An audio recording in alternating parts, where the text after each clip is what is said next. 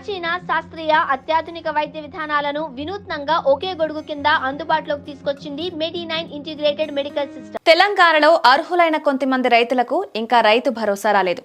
దాంతో వారు ఏం చేయాలా అని ఆలోచిస్తున్నారు. దానికి సమాధానం ఉంది. ఏ అధికారుల్ని కలిస్తే రైతు భరోసా నిధులు వస్తాయో తెలుసుకుందాం. తెలంగాణ ప్రభుత్వం జనవరి 26న రైతు భరోసా పథకాన్ని ప్రారంభించింది. దీని కింద ఒక్కో రైతుకి ఎకరానికి 12,000 రూపాయల చొప్పున ఇస్తున్నట్లు ప్రభుత్వం తెలిపింది. ఆ తర్వాత విడతల వారీగా మనీ రిలీజ్ చేస్తోంది. ముందుగా 1 ఎకరం ఉన్న రైతులకు వచ్చింది. తర్వాత 2 ఎకరాలున్న రైతులకు ఇచ్చింది. తాజాగా 3 ఎకరాలున్న రైతులకు కూడా ఇస్తున్నట్లు తెలిపింది. అందువల్ల ప్రస్తుతం 3 ఎకరాల్లోపు వ్యవసాయ యోగ్యమైన భూమి ఉన్న రైతులకు రైతు భరోసా వచ్చి ఉండాలి. కానీ చాలా మందికి ఇంకా రాలేదు.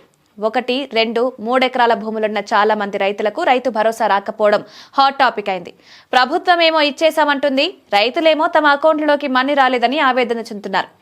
మనీ రాని రైతులు ఏం చేయాలి, ఎవరిని అడగాలనేది రైతులకు పెద్ద సమస్యగా మారింది. ఏం చేయాలో తెలియక చాలా మంది ఆవేదన చెందుతున్నారు.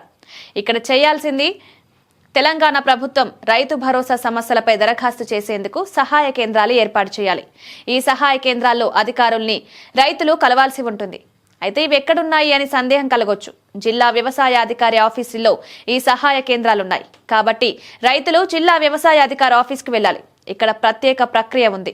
డిఏఓ ఆఫీస్కి వెళ్లాక రైతులు ముందుగా జూనియర్ అసిస్టెంట్ ని కలవాలి. ఈ అధికారి రైతును సారథంగా పలకరించి సమస్య ఏంటో చెప్పమని అడుగుతారు. అప్పుడు రైతు తన పొలం వివరాలు చెప్పి పొలానికి సంబంధించిన పత్రాలు జూనియర్ అసిస్టెంట్ కి చూపించాలి. ఈ అధికారి రైతు భరోసా నిధులు ఎందుకు రాలేదు, ఏ సమస్య ఉంది, ఎక్కడ మనీ ఆగిపోయింది వంటి సమాచారాన్ని వివరంగా చెప్తారు. తిరిగి రైతు ఏం చేయాలో చెప్తారు. సమస్య ఏంటో తెలిసాక రైతు మళ్లీ దరఖాస్తు పెట్టుకోవాల్సి ఉంటుంది. ఈ దరఖాస్తును జూనియర్ అసిస్టెంట్ అధికారే పెట్టిస్తారు. దరఖాస్తును స్వయంగా తీసుకుంటారు. దీన్ని అదే ఆఫీస్లో జిల్లా వ్యవసాయ అధికారికి ఇస్తారు. తద్వారా మళ్లీ మనీ వచ్చే ప్రక్రియ జరుగుతుంది. ఒకవేళ జూనియర్ అసిస్టెంట్ అధికారి అందుబాటులో లేకపోతే రైతు వేదికల్లో ఏఈఓకి కూడా విషయం చెప్పొచ్చు. వారు కూడా వినతి పత్రం తీసుకుని మనీ వచ్చేలా చేస్తారు.